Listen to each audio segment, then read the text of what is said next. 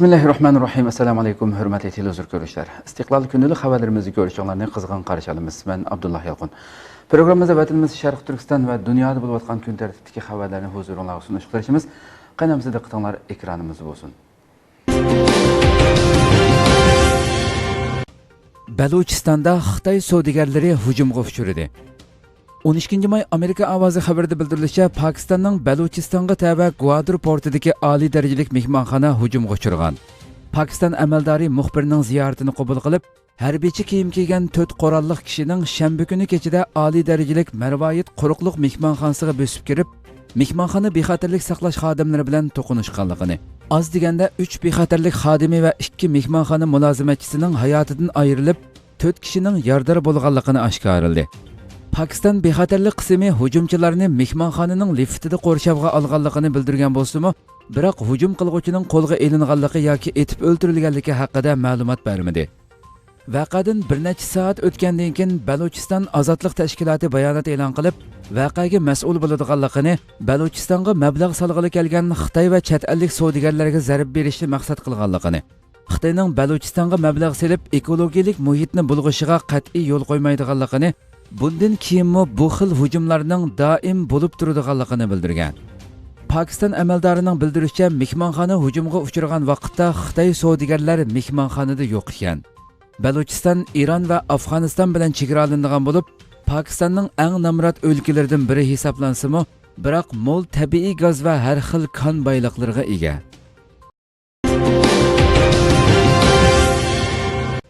Angliya axborotlarida Sharq Turkiston masalasi kun tartibga keldi.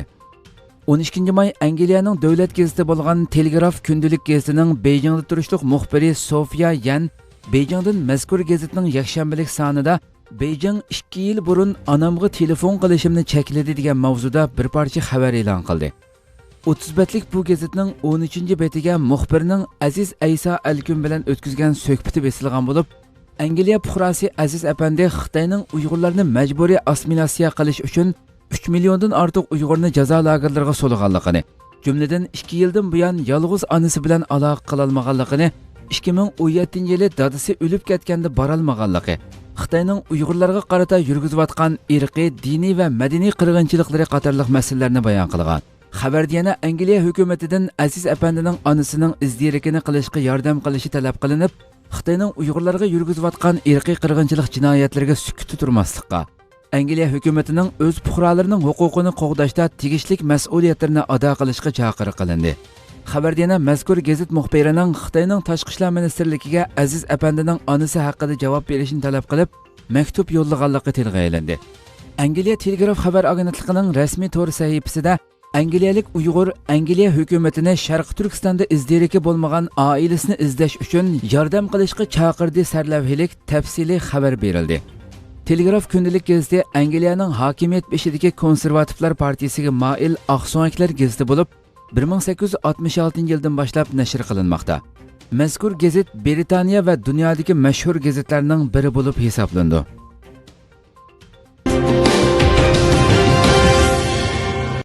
Xitoy o'quvchilari dangliq universitetlarda qarshi elinmaydiganlarning qatoriga kirdi.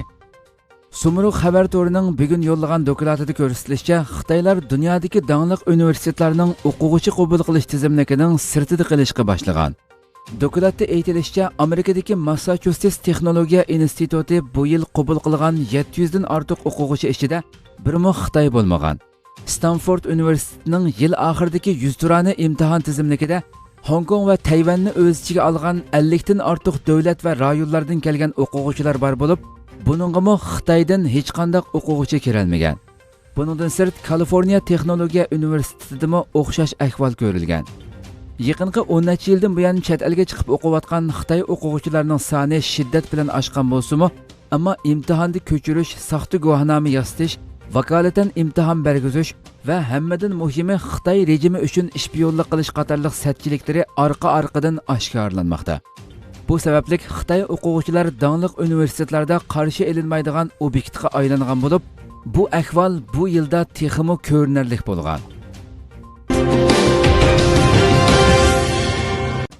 Indoneziyada Xitoyga qarshi kayfiyat kuchaymoqda.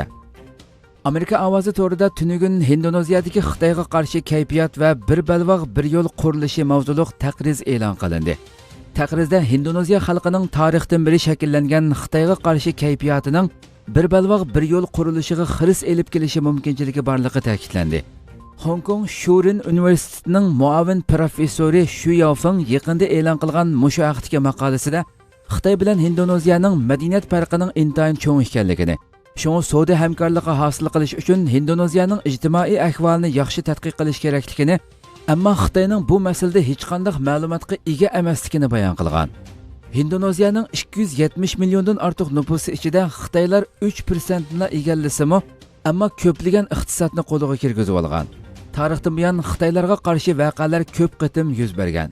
Buningdan sirt 60-yillarda Indoneziyada yuz bergan siyosiy o'zgarish 500 mingdan ortiq kishining hayotidan ayrilishiga sabab bo'lgan bo'lib, ayni vaqtda bu voqeani keltirib chiqaruvchi Indoneziya Kommunist partiyasini Xitoy qo'llab bergan.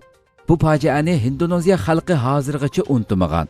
Xitoy Indoneziyaning 28 turlik ul muassasa qurilishiga mablag' soldigan bo'lib, umumiy qimmati 100 milliard dollarga yetadigan. Ammo Xitoyning oz foyda elish to'ziqiga qarata qarshilik sadolari hozircha uzilmagan.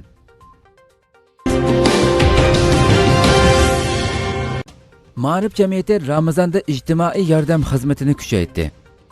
Muborak Ramazon oyi munosabati bilan Sharq Turkiston Ma'rif va hamkorlik jamiyati Istanbulning Zaytunburni va Safoko'yda yo'qsillarga turmush buyumi va naqd pul tarqatib bermoqda. 5-oyning 5-kunidan boshlab 11-kunigacha 1150 yeshik un, yog', guruch qatorliq yordam buyumi oz deganda 1000 oilaga tarqatib berildi. Yuqoriqilardan boshqa qiyinchiligi og'ir tul ayollardan 50 oilaga 300 liradan naqd pul va bir yeshikdan yordam buyumi tarqatib berildi. Ma'rif jamiyati Muborak Ramazon oyi ichida buningdan keyin davomli mushxildagi yordam buyumlarining tarqatilganligi, bugungacha bu xil faoliyatdan xabarsiz qolgan ehtiyojli kishilarni bildiganlar bo'lsa, ularni xabarlantirib qo'yishini umid qilganligini bildirdi. Shundaqla yana ehtiyojli kishilarning tamtirab yurmasdan Safoko'ydan Ne'matullo hojimni, Zaytunburnidan Karam qarimni tepib, ularga ahvolni bildirishini talab qildi. Turkiyaning dengiz bo'risi 2019 nomli harbiy manevri boshlandi. Türkiye Cumhuriyeti Cumhuriyet tarixining eng cho'ng planliq manevri dengiz bo'risi 2019 Anatoliyani qurshab turgan 3 dengiz, ya'ni Sharqiy Oq dengiz, Ega, Qora dengiz doiralari 131 paraxod, 57 aeroplan va 33 tik uchar aeroplanning ishtirok qilishi bilan boshlandi. Türkiye Ovozi radiosi xabarida bildirilishicha, Türkiye Cumhuriyeti Bosh qo'mondonlik shtabining yillik manevr programmasi doirasida dengiz armiyasi tomonidan planlangan dengiz urushi qo'mondonligi tomonidan ijro qilingan manevr Qora dengiz, Ega va Sharqiy Oq dengiz qatorliq 3 dengizda tunji qitim birli vaqtda elib berilgan manevr bo'lib hisoblandi. Harbiy harakatga tayyorlik mashqlarini Mavi Vatan 2019 nomli manevri bilan tamomlagan Türk dengiz armiyasi texmo ko'p tarafning ishtirok qilishi orqasida texmo kuchli darajadagi kriz va surkilishga taqobil turish, urush mazgilidagi ssenariyalarga asosan strategiya tuzib harakat qilish qatorliqlarni ko'radigan holda dengiz bo'risi 2019 nomli manevrni ishga oshirdi. Dengiz armiyasi qismlariga qarashli askarlar paraxod va dengiz havo vositalarining harakatga tayyorlik saviyasini kuchaytirish maqsadida o'tkazilgan manevrning Sharqiy Oq dengizni o'z ichiga oladigan qismiga ilg'or dengiz armiyalaridami nodir ko'riladigan paraxod, dengiz soqchi aeroplani va dengiz tik uchar aeroplanlari ko'plab ishtirok qildi. Manevr 25-mayda oxirlashdi.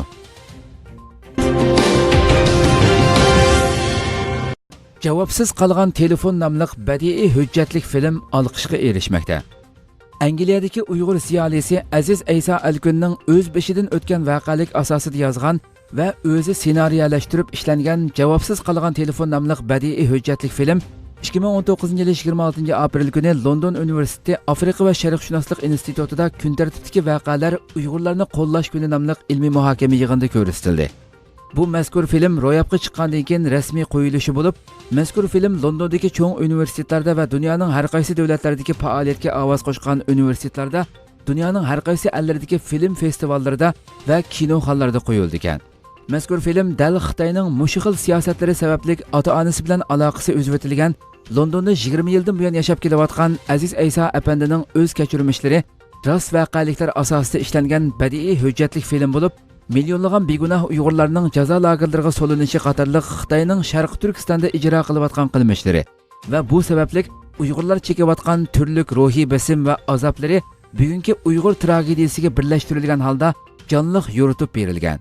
Mazkur hujjatli filmning ssenaristi, film ishlovchisi va bosh rol olg'uvchisi Aziz Aysa apandi Erkin Osiyo radiosining ziyoratini qabul qilib, filmda vatandagi ota-ona va urug' tuqqanlar bilan bo'lgan telefon aloqalari butunlay uzib etilishdan iborat chet ellardagi Uyg'urlar umumyuzlik duch kelgan reallik orqali ko'rinish qilinishi orqali vatandan ayrilgan Uyg'urlarning musofirlik hayoti va Uyg'urlarning hozirgi echinishli qismatlari bilan g'arb xalqlarining erkin hayoti ekran san'atida badiiy usul bilan ro'shan selishtirilganligini o'tirg'a qo'ydi.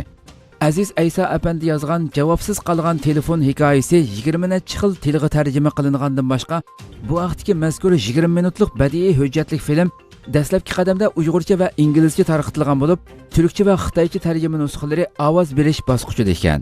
Shundaqla pat arada dunyoning har qaysi ellardagi film festivalida va kinoxonalarda qo'yilishga boshlaydi ekan.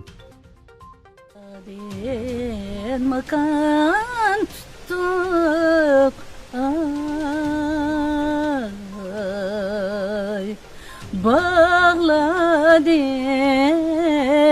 orun tegmey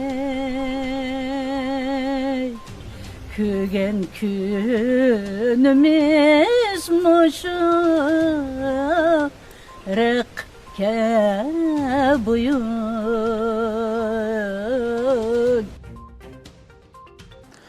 Hürmetli televizyon görüşler, şuna qilib bugungi xabarlarimiz mush yerda oxirlashdi. İnşallah atki xabarimizni ko'rishgacha sizlarni Janobiy Alloh topshiramiz. Shundaqla program oxirida ekran orqasidagi barliq xizmatdoshlarimga ko'pdan ko'p rahmat aytaman. Assalomu alaykum va rahmatulloh.